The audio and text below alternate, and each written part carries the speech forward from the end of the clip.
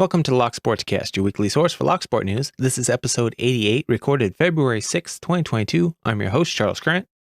In today's episode, a 200K club patch correction, Helpful Lockpicker's return, TOOOL animations license violated, LockpickingDev's break-in, curious Kwikset questions, woman finds secret floor safe, sales giveaways, and more.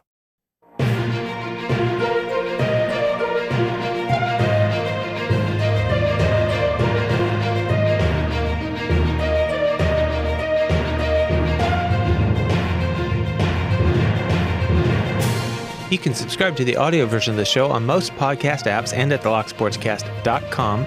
You can subscribe to the video version on YouTube or Odyssey. Links to stories discussed will be in the show notes. YouTube and some apps limit the length of show notes. You can always find full show notes with all the links at thelocksportscast.com. Quick reminder that the Locky Awards voting is now open. Please review the instructions on the page before voting and let me know if you have any problems. The live stream date is still up in the air. My schedule changes quickly right now, so I will announce that closer to when we actually do it. But voting is open now until the 28th of February, so get your votes in while they still count. A quick correction. Last week, I announced that there were no more 200K club patches from a post by Mr. Paradise, but the correction is Mr. Paradise was the US source for patches. He has run out and there won't be any more through him. However, if you're in the UK, user Vitsona on Reddit was the UK source for club patches, and as far as we're aware, still has some, but you'll have to verify that with Vitsona. If you're in the UK, you might still be able to get a patch. And after a long break, Helpful Lockpicker has put up a new video that's entitled Helpful Lockpicker's Return. The description says, "Thank you to everyone who continues to support my channel. I feel thankful to be able to continue to be part of this community in the comments section, even when I'm not able to make videos. I am looking forward to trying to get back into making more videos soon."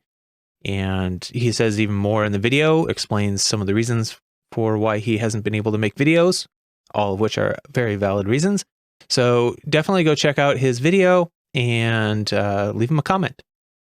And this week on Twitter, the user TheDukeZip put up a post that said, "Just saw TOOOL animation being used in this company's ad, but too lazy to look up how open the license on the animation is." And TOOOL, of course, replied to that with the actual license, and I went to their website and looked up what their actual license info is here. On the website, it says, "This is a repository of the most up-to-date versions of Deviant's lock diagrams and animations, seen in all the TOOOL educational materials and slide decks. These are all released under the CC BY NC SA Creative Commons license. You are free to copy and redistribute them in any medium or format, and also to remix, transform, and build upon them under the following terms." So the BY part is attribution. You must give appropriate credit by providing a link to the license and indicate if any changes were made. You may do so in any reasonable manner, but not in any way that suggests the licensor endorses you or your use. The NC part of the license is non-commercial. You may not use this material for commercial purposes, and that would include this company's advertisement. And the SA is share alike. If you remix, transform, or build upon the material, you must distribute your contributions under the same license as the original, which is this Creative Commons Attribution Non-Commercial Share Alike license. And also on Twitter, LockpickingDev posted a tweet that said, "So my front door got kicked in while I was taking a nap. I introduced the guy to the barrel of my gun while he was hunched over my PS5. I then escorted him out. No, nothing happened that made shooting necessary or legal. He did leave great fingerprints on the PS5 though, and he's got pictures with that post of his front door and the damage that the would-be thief did kicking in his front door. Just a reminder that most thieves use other methods other than picking the lock to get in. But luckily, LockpickingDev is okay, and his property is still with him. And of course, we are very glad for that. And Deviant put up a new video on Kwikset called Curious Kwikset Questions. I'll bet you'll learn something. And I'll read the description to the video where he says, "Thank you to Night Owl and Rubber Band two of the wisest locksmithing voices I know for sharing their knowledge with the community at every turn.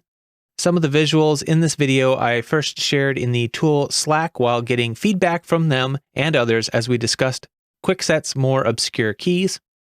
Big ups and all my gratitude to the folk like Tony Varelli from 3D Locksport, who is a key collaborator with me at Red Team Tools, as well as Latham, who also works with me and was the other half of that bump key creation conversation.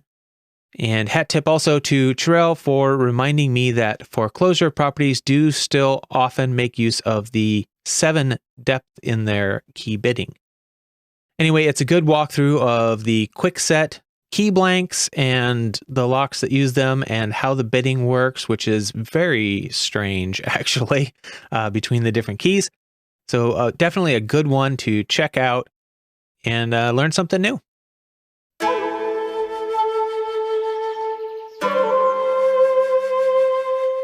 Moving on to Lockpickers United belts this week. I'm a bit confused about what I see here, but we have new purple belts. Cisco Spaceman is now a purple belt. Congratulations, Cisco. Crispix is also new purple belt. And then I had a request and a grant listed on there for Jan Healy as a purple belt, but Jan's name now indicates a brown belt, but I don't see a request and granting on the Discord for that. So I don't know if maybe that happened in the Reddit or behind the scenes somewhere or what, but Jan appears to be a brown belt now. So in 1 week, jumped up there. Also posted was the current stats for the different belts on both Discord and Reddit. So I'll go through those real quick here. And remember, these overlap a little bit. A lot of people that are on Discord are also on the Reddit. So there's going to be overlap, a lot of overlap. On the Discord, I don't have a total up and I don't feel like adding them, but we have white belts, 177, yellow belts, 284, orange, 556, green, 323, blue, 164, purple, 97, brown, 48, red, 43, and black, 83.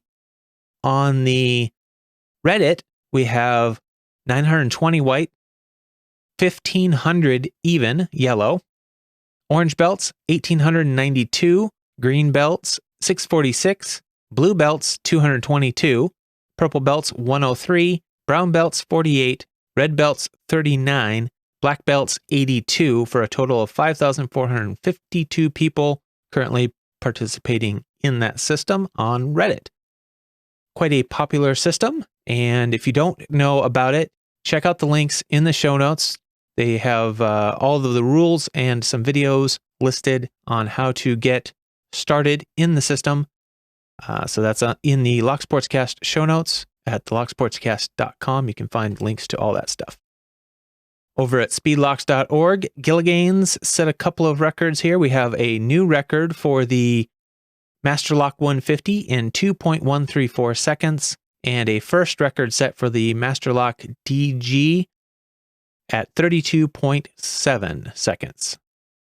Now it's time to take a quick break, say thank you to the people that made this episode possible. We'll start with the executive producers, which are this month's Patreon subscribers. We have Panda-Frog, Michael Gilchrist, Starrylock, Williams Brain, Dave to be Deciphered, Lebon's Locksport Journey, Pat from Uncensored Tactical, 3 Raccoons and a Coat, Sherelle, Patty Cakes, DoctorHogmaster, Clayton Howard, aka Kewltune, Mog, Jon Lock, Ratyoke, MrPickur, CrankyLockPicker, JHPpicking, Bare Bones Lockpicking. Chief content producer for this episode is Terrell. Other content producers are Brian Edmonston, iFisk, Jeff Moss, Joshua Gonzalez, Michael Gilchrist, Mr. Paradise, MrBlack-Magic, Panda-Frog, Pocket Woman, Tony Varelli. Thank you to all of you who have supported the show. And remember, the show is only possible because of the support and information provided by the community. So if you value this show, please help me keep it going, especially during these times when I'm really, really busy and don't have a lot of time to spend on the show. If you can send in any news, links, events, giveaway information, anything related to the Locksport community that you think that they would benefit by knowing, you can send it in to podcast@thelocksportscast.com or any of the other contact methods listed in the show notes. Don't forget to share the show with your lockpicking friends, leave a comment or a review, subscribe to the podcast or the YouTube or Odyssey channel. If you want, you can donate via PayPal or subscribe on Patreon. If you support the show in some way with a donation or information I use in the show, I'll give you a credit in the show and in the show notes. Also, a reminder that I'm looking for Locksport journey stories or stories of discovering or joining local Locksport groups, interactions with the community. Always welcome. You can also send feedback. Go to the locksportscast.com/feedback if you want to share some feedback. And I came across this story on multiple sites this week. Woman finds secret floor safe hidden under carpet of new house she bought. It says a woman stumbled across a floor safe in the new home she bought after finding it under the carpet while vacuuming. She shared a clip on TikTok saying that the safe appeared to be in full working order but was locked. She stated that she tried calling the safe company whose sticker was on the safe and several locksmiths. She said none of the locksmiths wanted to work on a floor safe, especially since it was cemented in. She was able to get a quote from one of them that reportedly quoted her $700 to open the safe. She eventually phoned a man named Jim who was able to open the safe for her, but I'll leave the reveal to you to check out on her TikTok channel, which will be linked in the show notes if you want to know what they found inside. That whole thing got me wondering, what is it about a floor safe that was so objectionable to the locksmiths? Maybe some of those who work on safes or locksmiths could comment in about why you would refuse to work on a floor safe. Is it because it's there and you can't take it to the shop and work on it? What is the reason for the floor safe being something they don't want to work on? Be a good question. Something I'd like to have answered from an expert's point of view. Moving on to sales, we have a new sale that was shared by both Jeff Moss and I Fisk. ThinkPeterson.com has a special with a discount code of Zebra36 Hotel Tango Zulu 6 Quebec Charlie 50. It's good for 20% off a purchase of $40 or more, and it expires on February 16th. Also, if you check out their specials tab, they still have their hydrometer rubber-handled picks on sale while supplies last. The sale appears to still be going on at Barebones Lockpicking. Just look for the green sale icon in the corner of the image for items that are on sale. Same basic idea at Matt's Lock Pit, mattslockpit.com. Custom picks are on sale. Just look for the yellowish-orange on sale icon in the corner. 3dlocksport.com. You can get 10% off if you use the code LSCAST10 at checkout. Mako Locks, 15% off the code by Mako. uklockpickers.co.uk, 10% off if you use the code GIFT. Moving on to giveaways, I'm going to go through these real quick because I've already gone over these in the past. Just some repeat ones here. We have Panda-Frog's hashtag Mini Panda-Frog 2 giveaway that is running until the Mini Panda-Frog 2 is born, which is estimated due date is the 8th of June, 2022. The Locksport Viking 100 sub giveaway, hashtag Locksport Viking 100, is running through the 13th, so get your entries in by then if you want to be entered. MrBlack-Magic's Lock Magic 500 giveaway is still running. Looks like you have until February 20th to get into that one, so be sure to get your entries in before then. CLK Supplies hashtag Lockboss giveaway runs every week as far as I know, so be sure to enter that if you're into giveaways. Remember, the show needs your support, so please keep sending me any information that you have that's Locksport related that you think the community would benefit from knowing. Even if you don't think it's important, it might just be the bit of information that I need to complete a show. If not, no harm done. It doesn't hurt to send me lots of information. I can sort through it. The time constraints I have are doing the research on my own and recording and editing, so the more information you send, the better it is for me. Thanks for your support, and remember to keep it legal.